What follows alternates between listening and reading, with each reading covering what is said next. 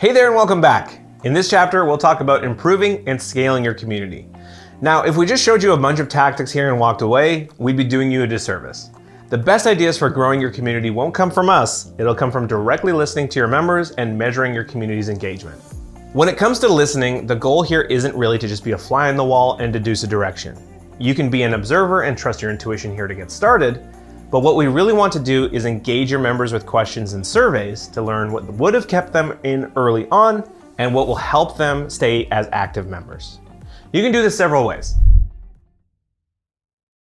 First, if your community is small and tight-knit, a live event is typically the best way to engage these members in this kind of discussion.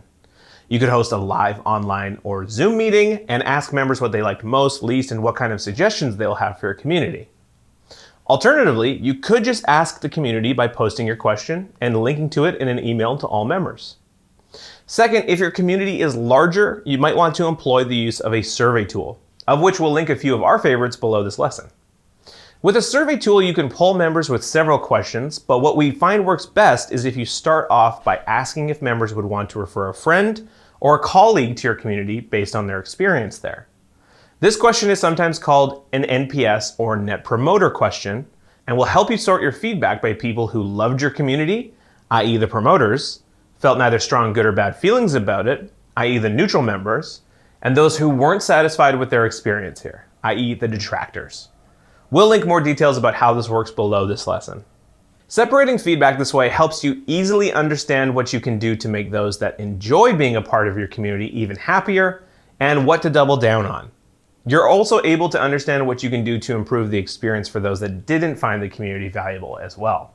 From there, you should ask about what members liked, disliked, and what their suggestions would be to improve the space. When you get some responses to your questions or a survey, it helps to keep track of what you learn on a whiteboard tool or in a spreadsheet for future reference.